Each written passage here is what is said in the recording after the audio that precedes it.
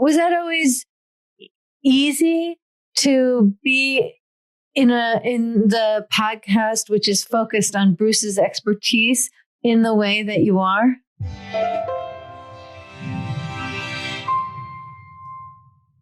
Well, in life, we all have roles, right?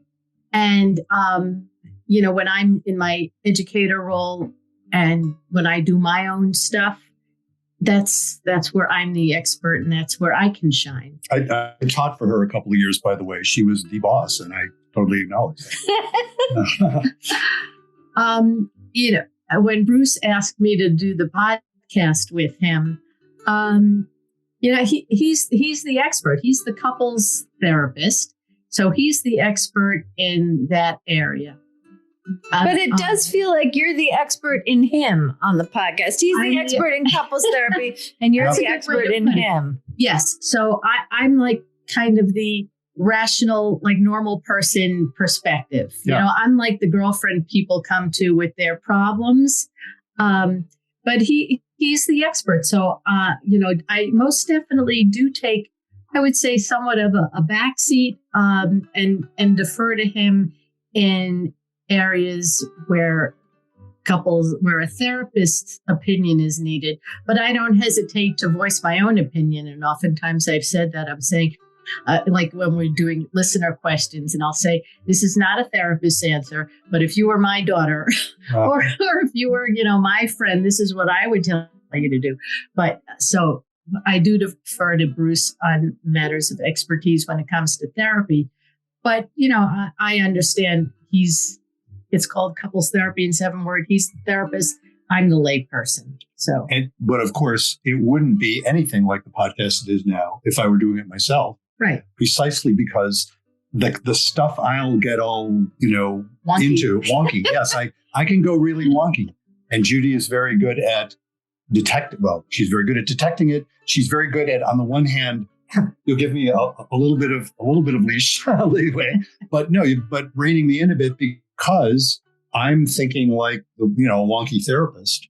And it's really important to have the point of view. Again, even if we weren't, the chemistry of the married couple that we are, which I think is really important too, but also just to have a person who isn't a therapist, you're the audience, you're the intelligent lay people. And I think what people see is the dynamic between us, that we do have a successful marriage, that we do have a very loving relationship, and that we do have a lot of respect for each other.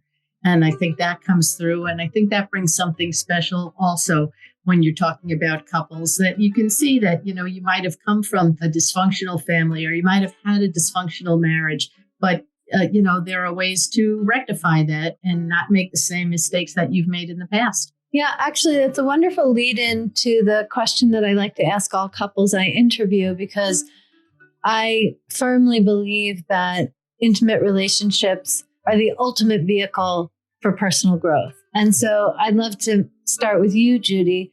What have you learned about yourself as a result of being married to Bruce? You don't, not just you, like meaning me, but a person doesn't always have to be right. A person doesn't always have to be wrong.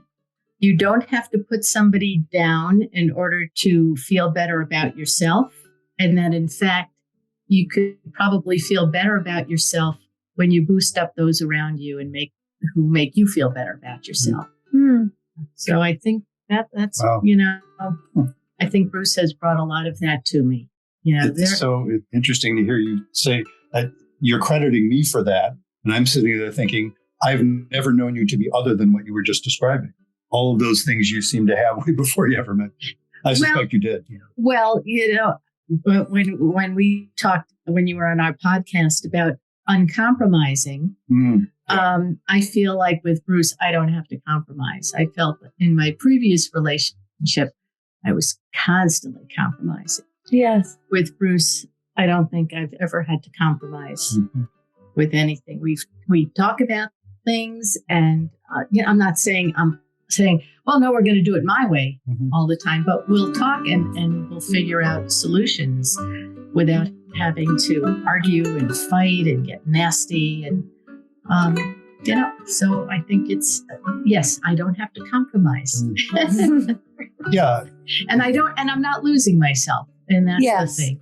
Yes. Because I think I'm a fairly strong person, but I think I've been able to build on that strength in this relationship because Bruce allows me to have, doesn't allow me. I know that sounds crazy, but I have the space that I need in this relationship that I'm not feeling like I'm ever belittled or that my opinion doesn't matter. I feel like we're very equal partners. Beautiful. Well, yeah. And it's interesting because you can, from my perspective, it's not merely that I don't interfere with who you are. I delight in who you are. And I feel like you delight in who I am. Which is why that's it. That's really what it is. Us both to thrive, I think. Yeah. So, Bruce, what have you learned about yourself as a result of being married to Judy? Well, I could say virtually everything I know about relationships, but that's sort of silly. I mean, I came into it at 50 years old. I knew some stuff, but there is mostly what I've learned about the power of intimacy and how amazing it is, because the things Judy was talking about, fitting into my understanding of what intimacy is, you become a joint mind and you think of things you wouldn't have thought of by yourself.